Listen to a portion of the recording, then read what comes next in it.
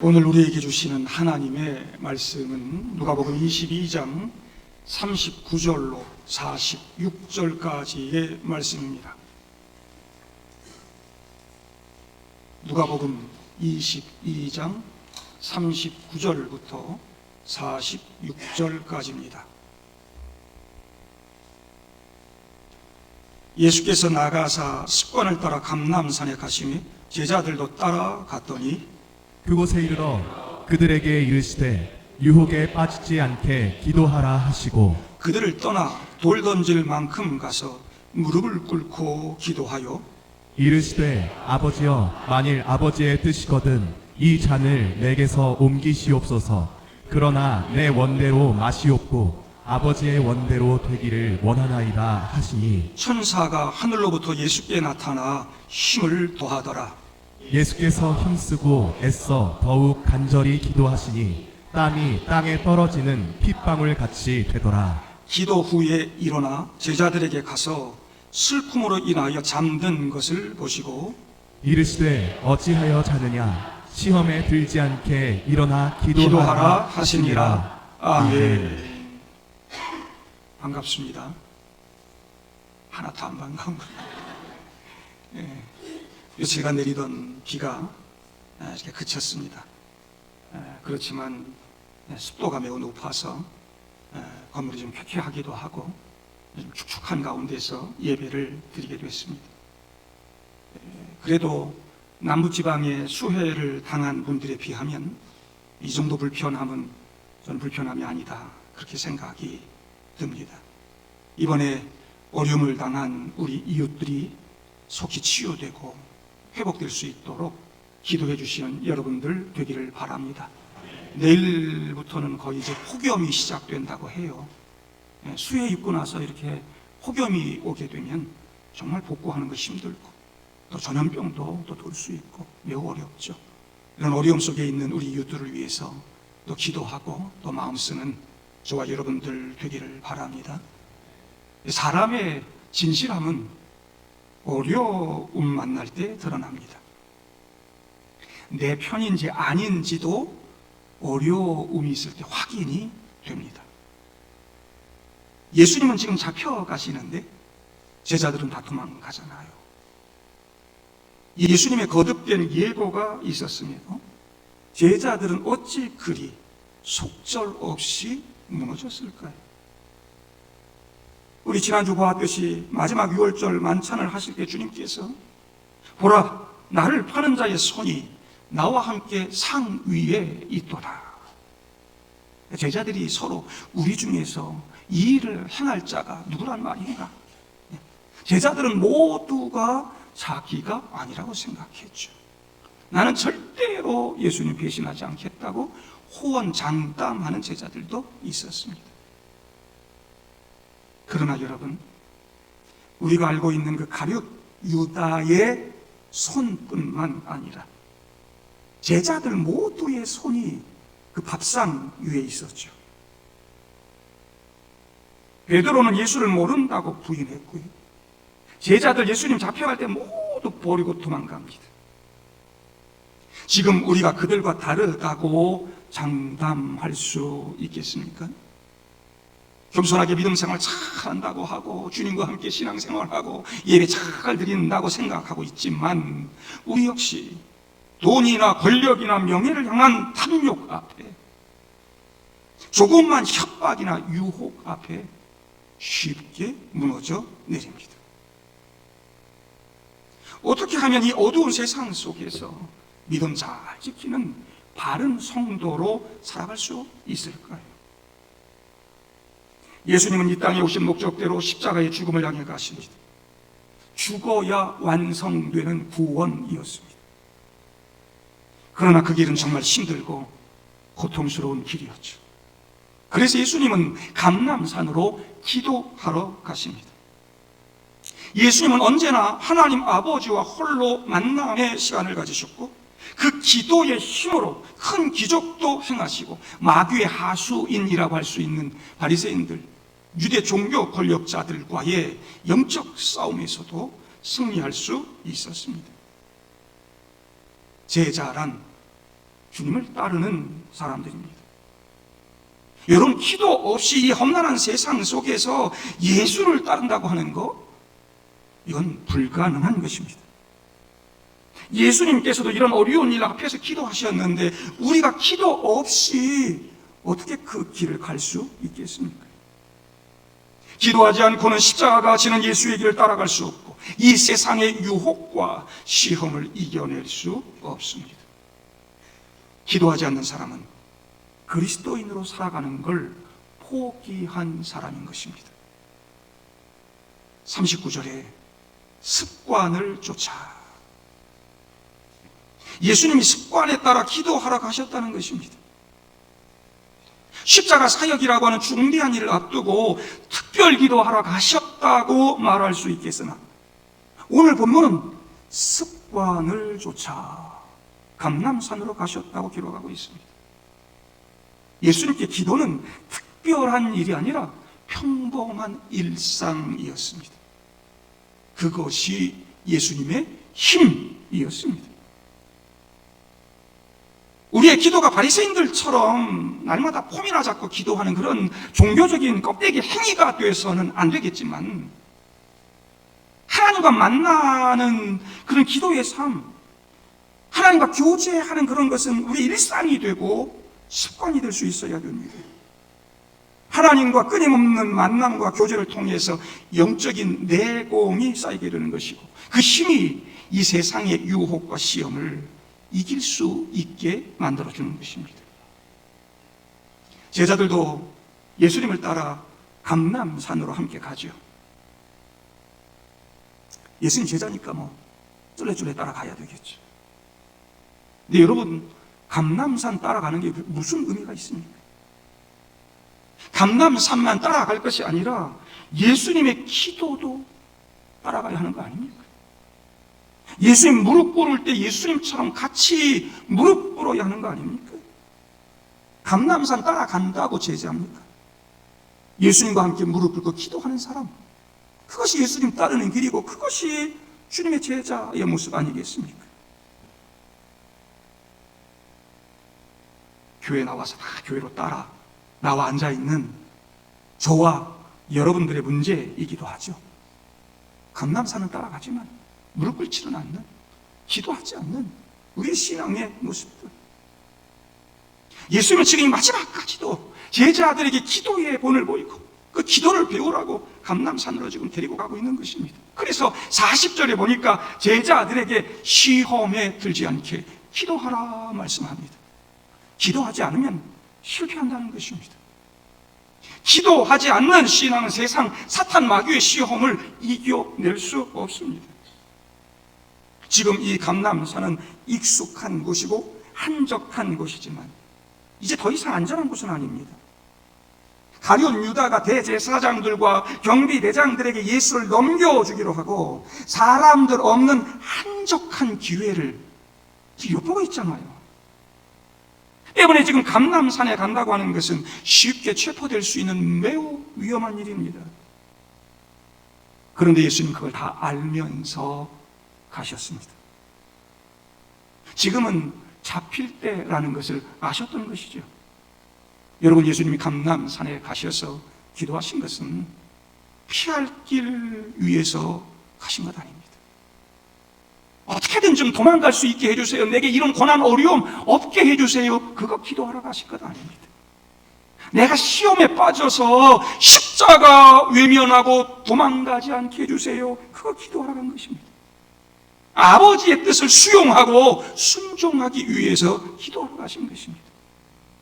감람산 기도의 자리는 아버지 하나님과의 교제 안에서 위로와 평안을 얻는 안식처임과 동시에 아버지의 뜻에 나 자신의 뜻을 복종시키는 치열한 격전지였습니다. 그 치열한 격전지에서 기도하신 예수님은 끝내 십자가 가시는 겁니다. 그리고 위대한 승리를 이루어내시는 것입니다. 끊임없는 영적 싸움이 벌어지는 치열한 삶의 현장에서 기도하지 않는 삶을 산다면 우리는 하나님의 뜻에 순종할 수도 없고 예수님처럼 승리하는 삶을 살아갈 수 없습니다. 기도가 일상이 되고 기도가 습관이 되게 하시기를 바랍니다. 그러면 기적이 일상이 되고 승리가 일상이 될 줄로 믿습니다. 기적이 일상이 되게 해주세요. 내게 기적 주세요. 그러면서 기도는 일상이 되지 않고 그 기도가 습관이 되지 않는다면 어찌 날마다 우리가 기적을 경험하고 살겠습니까? 오늘 여기 감람산이라고 하는 것은 올리브산이란 말입니다. 그곳에 올리브 기름을 짜는 틀이 있는 작은 동산이 있죠. 우리는 그곳을 겟세마네 동산이라 부릅니다.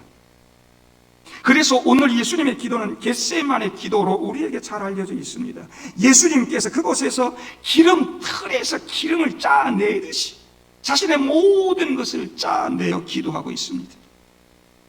그곳에서 예수님은 홀로 기도하셨습니다. 제자들이 곁에 있었지만 모두 잠자고 있었고 예수님은 땀이 땅에 떨어지는 핏방울같이 되도록 간절히 기도하셨습니다. 44절 보세요. 힘쓰고 애써 더욱 간절히.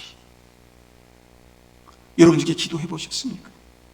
힘쓰고 애써 더욱 간절히. 얼마나 힘쓰고 애써 더욱 간절히 기도했으면 땀이 핏방울처럼 됐을까요? 예수님 사역의 마지막 종결이자 완성이 될 사역이었습니다. 한 인간으로서 감당하기 힘든 고통스러운 일이었기에 지금 이 기도는 습관을 넘어서는 처절한 기도가 되었을 것입니다. 아니, 한 인간으로서가 아니라 하나님이셨기에 인간에 의해 십자가에 매달려 죽임당한다고 하는 것, 그리고 하나님께 버림받아야만 한다고 하는 것, 큰 고통이었을 것입니다. 하나님의 아들이신 예수님의 그 심연의 고통을 우리 인간이 어찌 헤아릴 수 있겠습니까? 아버지여, 만일 아버지의 뜻이거든 이 잔을 내게서 넘기시옵소서. 그러나 내 원대로 마옵시고 아버지의 원대로 되기를 원하나이다. 예수님의 고뇌가 담겨져 있습니다. 그리고 예수님의 결단과 순종이 담긴 그런 고백의 기도였습니다. 이 잔을 내게서 넘기시옵소서. 고난의 잔 아닙니까? 십자가의 잔 아닙니까? 단순히 육신적인 고통이 아니라 우리 인간은 알 수 없는 하나님으로서의 그 영적인 고통, 인간 저 너머에 있는 고통인 것입니다. 모든 인류의 죽음을 짊어지고 십자가에 달려 죽으셔야만 했던 그 고통은 우리의 그 무엇으로도 설명할 수 없는 것입니다. 얼마나 힘든 영적 싸움이었으면 천사가 하늘로부터 내려와 힘을 더하셨을까요? 더욱 간절히 기도할 때 땀이 온몸을 타고 흘렀고 핏방울처럼 땅에 떨어졌습니다. 그 간절함과 고통으로 기름틀에 기름을 짜듯 기도하셨기 때문에 어떤 분은 너무 간절하게, 너무 안타깝게 그냥 기도하니까 혈액 성분이 같이 섞여 나왔을 것이다, 이렇게 말하는 분도 있더라. 그래서 그 땀이 붉은 땀이 됐을 것이다, 이렇게까지 얘기하는 분이 있습니다. 그러나 내 원대로 마옵시고 아버지 원대로 되기를 원하나이다. 아마도 예수님 30세의 공생을 시작하시면서 내가 아버지 뜻을 따라서 십자가 지고 온 인류를 구원하는 길을 이제 걸어가겠습니다. 그리고 친히 죄인이 되어 세례를 받으실 때 하늘로부터 들려왔던 그 아버지 하나님의 음성을 다시 떠올렸을 것입니다. 그래, 너는 내 사랑하는 아들이야. 내가 너를 믿는다. 내가 너를 기뻐한다. 사실 그 아버지의 음성을 기억하면서 지금까지 그 거절과 고난의 그 힘겨운 길을 묵묵히 걸어올 수 있었던 것입니다. 예수님은 기도를 통해 하나님의 음성을 듣고 그분의 뜻을 깨달으며 자신이 가야 할 길을 걸어가셨습니다. 예수님의 기도는 하나님과 영적 교제였고 그분의 음성에 무릎 꿇는 것이었고 그분의 뜻에 순종하는 힘과 용기를 얻는 것이었습니다. 이것이 바로 기도입니다. 우린 이 어려운 시대에 늘 깨어 하나님과 교제하며 그분의 음성을 들을 수 있어야 합니다. 그래야 주님 오시는 그날까지 믿음의 길을 끝까지 걸어갈 수 있는 것입니다. 이 치열한 영적 싸움의 현장에서 어찌 잠잘 수 있단 말입니까? 우리 아들, 딸들이 삼킬 자를 두루 찾는 사탄의 아가리에 머리가 다 들어가 있는데 어찌 잠잔단 말입니까? 통일교, 신천지 같은 이런 이단들이 타락한 정치인들과 야합해서 득세하고 교회는 오히려 영적인 힘을 잃어가고 하나님의 뜻을 방기하고 선한 영향력을 상실한 채 무너져 가고 있는데 이런 때 기도하지 않고 영적으로 잠잠나는 거 말이 안 되는 거 아닙니까? 말이 안 되는 상황인데 제자들 지금 잡니다. 45절 기도 후에 일어나 제자들에게 가서 슬픔으로 인하여 잠든 것을 보시고 여러분 제자들이 무엇 때문에 슬펐을까요? 예수님 십자가에 죽으실 때까지도 그 죽음의 의미를 알지 못했던 제자들인데 예수님의 고통이 갑자기 심각하게 몰려와서 그것 때문에 슬퍼해서 그러다 피곤해 잠잤을까요? 바로 앞에서 봤잖아요. 제자들은 예수님의 십자가 죽음의 그 예언의 그 예고의 말씀을 듣고서도 서로 높은 자리에 앉겠다고 쌈박질을 했습니다. 서로 싸움 아니라고 피곤해져서 또 높은 자리에서 좀 밀려나가지고 말이죠. 그래가지고 확 슬퍼가지고 그래가지고 잠들었나? 예수 죽는다며? 그럼 우리 자리는 어떻게 되는 건데? 다 날아가는 거 아니야? 그러면서 3년이나 따라다녔던 그 수고가 헛수고가 된 것 같아서 슬퍼하며 잠이 든 건 아닐까? 자신이 그렇게 처절한 기도를 하는 그 순간에도 잠자고 있는 제자들을 보면서 예수님 얼마나 외로우셨을까?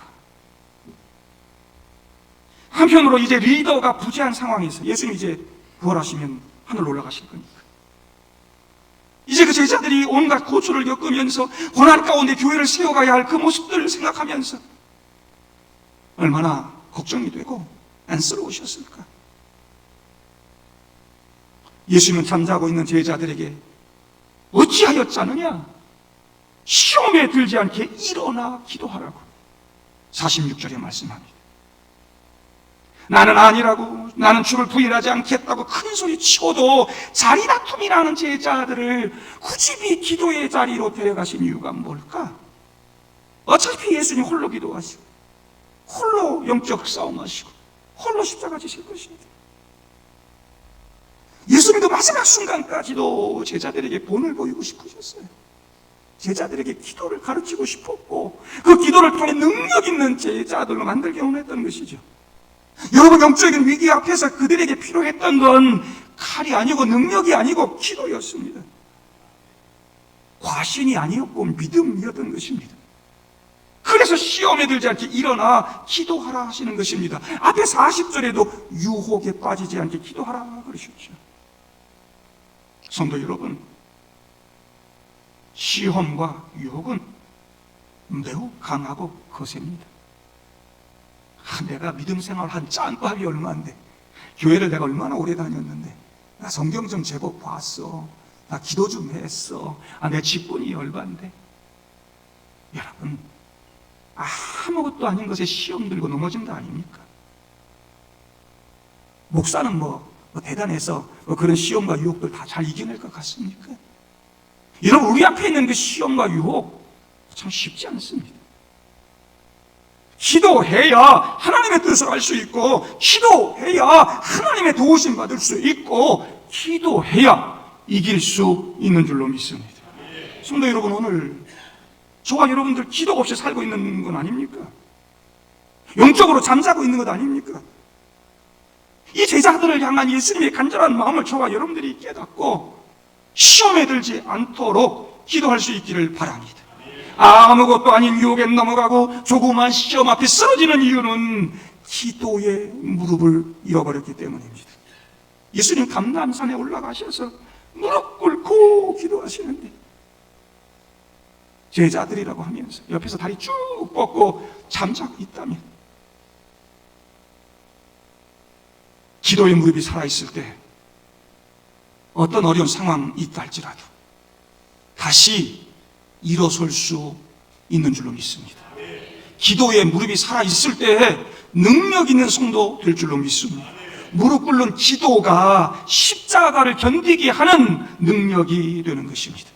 내 지식, 권세, 능력, 그런 것 좀 빼고라도 내 진심, 열정, 이런 것도 여러분, 우리에게 다가오는 시험과 유혹을 이겨낼 수 없습니다. 깊은 잠에 빠져 기도에 실패한 제자들은 다가온 시험을 이길 수 없었습니다. 읽지 않았는데 다음 47절부터 보면 예수님 잡히실 때 제자 중에 한 사람, 다른 복음서를 보면 베드로라고 나오죠. 그 베드로가 막 칼 휘둘러가지고 대제사장 귀를 자르잖아요. 제자들은 세상적인 무기와 혈기로 대처했습니다. 예수님을 향한 진심, 주군을 향한 그 열망을 품고 칼 휘두르면 될 줄 알았어요. 그게 충성이고 그렇게 하면 이길 줄 알았습니다. 그러나 칼과 무기로는 자신을 지킬 수도 없고 예수 지킬 수 없고 하나님 나라 세울 수도 없습니다. 기도하지 않으니까 이 모양 이 꼴이 되는 것입니다. 꾸준한 기도, 깨어있는 기도, 간절한 기도만이 이런 시험과 유혹을 이길 수 있는 길입니다. 내가 죽어야, 예수님이 기도로 자기를 죽이잖아요. 내가 죽어야 내 안에 주께서 사시고 주님이 역사하시게 할 수 있는 것입니다. 그게 기도의 비밀이고 기도의 능력인 것입니다. 예수님은 피할 길을 구하지 않고 십자가 감당할 수 있는 능력을 구하셨고 기도하신 대로 몸소 순종하셨습니다. 유다를 앞세워 찾아온 악한 무리들에게 순순히 잡혀가십니다. 저항하지 않았습니다. 천군 천사를 불러내려서 위협하지도 않으셨습니다. 칼을 쓰면서 저항하는 제자들에게 이것까지 참으라고 타이르고 계십니다. 예수님은 지금 힘이 없어서 그 위협에 비겁하게 굴복하고 계시는 것이 아니라 아버지 하나님의 뜻에 용감하게 순종하고 계시는 것입니다. 기도했기에 가능해진 일이었습니다. 기도는 자기의 뜻을 꺾고 하나님의 뜻에 순종하려고 하는 몸부림인 것입니다. 내 뜻 관철하겠다고 하나님께 떼쓰는 거, 이건 기도가 아닌 것입니다. 예수님은 아버지의 뜻을 묻는 기도와 그 뜻대로 사는 순종이 어우러진 신앙의 진수를 보여주셨습니다. 기도하는 사람만이 진정으로 용기 있는 사람이 되어 이런 어려움도 이겨내고 시험도 이겨내고 승리할 수 있다는 것을 제자들에게 보여주고 있습니다. 사명과 순종은 성실한 기도로만 감당할 수 있습니다. 임직자 투표를 앞두고는 열심히 기도도 하고 막 봉사도 하고 막 그러다가 당선 딱 되고 나면 달라지는 분들이 얼마나 많은지 모릅니다. 직분 받기 전에는 열심히 섬긴다고 하고 막 충성한다고 하고 장로 되고 나고 안수집사 되고 나고 권사 되고 나면 기도 쉬고 교만해지고 섬기지 않는 분들이 얼마나 많아지는지 모릅니다. 당선된 다음에 마음이 달라지고 기도하지 않으면 우리 교회에 희망이 없는 것입니다. 이번에 당선되고 피택되신 분들 잊지 마시기를 바랍니다. 국가 지도자들, 대통령, 지방자치를 운영하시는 분들, 국회의원들 선거 전이나 선거 후에나 바뀌지 말아야 되는 것이죠. 오히려 되고 나면 더 열심히 맡겨진 사명을 잘 감당하고 아름다운 공동체를 만들기 위해서 더 노력해야 되는 것이죠. 우리 동관교회 성도들 정말 변하지 않는, 정말 꾸준하게 기도하는, 신실하게 기도하는 그런 사람들 될 수 있기를 바랍니다. 휴가 가신 분들이 많습니다. 많이 자리가 비었는데 여름방학 시작이 됐죠. 이제 곧 여러분 아이들은 방학하고 뭐 다, 기도는 방학하면 안 됩니다. 다 휴가 가시죠. 기도는 휴가하면 안 됩니다. 기도는 영적인 호흡이라면서요. 휴가철에 안 하고 방학이라고 안 하고 여러분 그러면 여러분 죽는 것입니다. 새벽 기도 꼭 나오라는 얘기는 아닙니다. 내 자리가 어디든 어디에 있든 끊임없이 하나님과 교제하고 기도하지 않으면 우린 여러분 이 세상 이겨낼 수 없는 것입니다. 덥고 힘들지만 꾸준하게 기도하는 여러분들 될 수 있기를 바랍니다. 예수님은 이렇게 십자가를 앞에 두고 감람산 겟세마네 동산에서 기도하셨습니다. 정말 그 피하고 싶은 그 어려운 그 상황, 그 고통 속에서 내 원대로 마시옵고 아버지 원대로 하시옵소서라고 하는 이 순종의 기도를 드리시는 것은 바로 저와 여러분들 때문이었다는 거 아닙니까? 예수님이 그러실 이유가 어디 있습니까? 거기서 그렇게 처절한 기도를 드리실 이유가 무엇이었으며 십자가 지고 죽으셔야만 했던 이유가 뭡니까? 하나님이신 그분인데 바로 저와 여러분들 우리 구원하고 우리 살리시겠다고 이 땅에 하나님 나라 주시겠다고 지금 이런 기도를 하고 계시고 십자가의 길 가는 거 아닙니까? 정말 우리가 예수 믿고 주님을 따르는 사람들이라면 이 주님의 이 간절했던 기도를 잊으면 안 되는 것입니다. 여러분, 주님은 우리를 위해서 끊임없이 기도하고 계십니다. 앞에도 여러분 22장 31절 32절 보세요. 시몬아 보라 사탄이 너희를 밀가부르듯 하려고 요구하였으나 그러나 내가 너를 위하여 내 믿음이 떨어지지 않기를 기도하였노니 너는 돌이킨 후에 내 형제를 굳게 하라. 베드로가 시험 들어서 예수님 모른다고 부인할 거라는 거 다 알고 계셨어요. 예수님이 베드로 위해서 얼마나 간절히 기도했는지 모릅니다. 시험 잘 이겨낼 수 있게 해달라고. 앞으로 베드로가 초대교회 지도자가 될 거인데 이제 내가 없으면 내 대신에 리더 역할을 하고 초대교회 이끌어가게 될 것인데 그 시험을 잘 이겨내고 교회를 든든하게 세워가는 그런 믿음의 사람으로 세워달라고 주님께서 그때부터 기도하고 계셨다는 거예요. 지금도 우리 주님은 하나님 보좌 우편에서 저와 여러분들을 위해 중보 기도하고 계신다는 거 아닙니까? 주님, 저 사람이 저래도요 괜찮아요. 주님, 아버지, 내가 저 사람을 위해서 피 흘렸다 아닙니까? 저 동방교회 성도 한 사람 위해서 내가 피 흘린 거 아닙니까? 부족하고 연약해도 아버지 하나님이 눈 좀 감아주세요. 그리고 좀 도와주세요. 힘을 주세요. 그리고 지금도 우리 주님이 하나님 아버지께 기도하고 계신다. 나 같은 사람 받아주실까? 나 같은 사람의 기도도 들어주실까? 여러분 그러지 마세요. 이거 기도하지 않는 사람들의 전형적인 핑계거리입니다. 요즘 새벽에 우리가 요한계시록 말씀 읽고 있잖아요. 여러분 8장에 가면 뭐라고 나옵니까? 모든 성도들의 기도가 다 하늘 보좌에 상달된다고 말씀하고 있지 않습니까? 성도들의 기도가 아니라 모든 성도들의 기도가 하늘 보좌에 상달된다. 나같이 못난 사람의 기도, 죄 많이 진 사람의 기도 어떻게 상달될 수 있겠어요? 그거. 근데 보니까 어린 양 예수가 제물이 되어서 막 예수님이 번제물이 되고 속죄제물이 되잖아요. 그 태워진 그 향연이 성도의 기도와 합하여 드려진다. 나는 거지 같아도, 내 기도가 거지 같아도, 엉터리 같은 기도를 해도 예수님이 제물 내어주신 그 향연과 그 기도가 합하여 올라간다. 우리 모습, 우리 부족한 모습 다 안 봐. 못난 기도를 해도 하나님이 그 예수님 때문에 그래 그러고 다 들어주신다. 나같이 못난 이 죄인 여러분 얼마나 죄 많아요. 근데 예수님이 보혈피로 다 덮어버리셨어요. 피보자기로 덮어버리셨어요. 하나님이 우리의 죄를 보지 않으세요. 그리고 우리 기도를 들으시고 응답하시고 역사하시고 거기에 우리 능력이 있다는 거 아닙니까?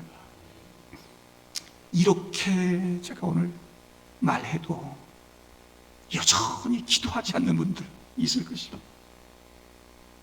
예수님 그 처절한 그 순간 그 겟세마네 동산 거기서도 잠자는 사람들이 있었는데 뭐 오죽하겠어요?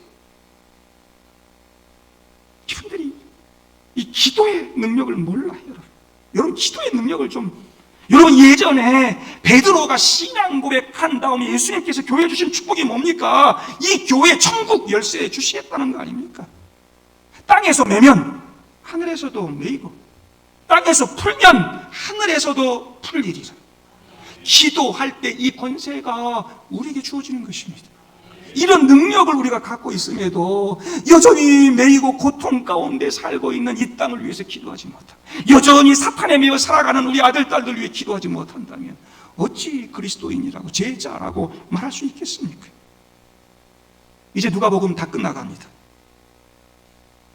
가난한 백성들, 고통받는 백성들, 차별받는 백성들과 함께 하셨던 예수, 한 사람을 소중하게 여기셨던 예수를 그려내고 있는 것이 누가복음입니다.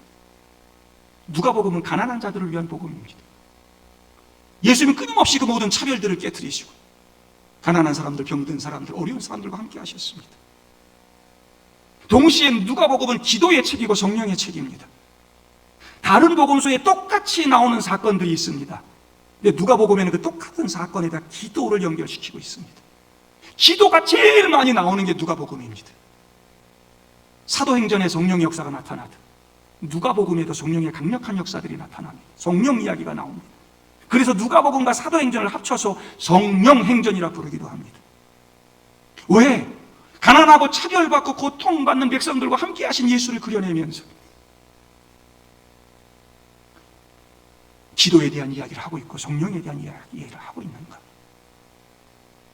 이 땅에 고통받는 이웃들과 함께하는 그 예수의 가치, 하나님 나라의 진정한 그 가치, 이 땅에 아름다운 세상을 만들어가고자 하셨던 그 하나님의 뜻을 이루고자 하셨던 그 예수님의 가치를 이루고 그 길을 따라가는 제자의 삶을 살기 위해서는 기도 없이는 안 된다는 것이죠. 성령 충만하지 않으면 안 된다는 거예요. 기도하지 않고 성령 충만하지 않으니까 교회 나오는 사람들 전부 바리새인 돼가지고 엉터리 같은 한국교회 만들고 하고 있고, 기도하지 않으면 예수님 잃어버립니다. 능력 잃어버립니다.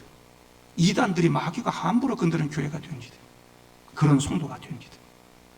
우리 교회는 그런 교회 되지 않기를 바랍니다. 기도해야 될 줄로 믿습니다. 그 기도가 이 엉터리 같은 시대에 예수의 가치를 가지고 살게 만드는 힘이 될 줄로 믿습니다. 사랑하는 성도 여러분, 오늘 우리도 한번 감람산으로 따라 올라가 봅시다. 그냥 쫄래쫄래 따라만 올라가는 게 아니고 예수님과 함께 무릎을 꿇읍시다. 그리고 예수님 마음으로 이 땅을 위해, 우리 가정과 교회, 우리 아들, 딸들 위해 함께 기도합시다. 어려움 당하는 우리 이웃들을 위해서 기도합시다. 여러분 자신의 어려운 문제들을 위해서도 기도하세요. 오늘 무릎 꿇는 사람들은 다시 일어날 줄로 믿습니다. 함께 기도하겠습니다.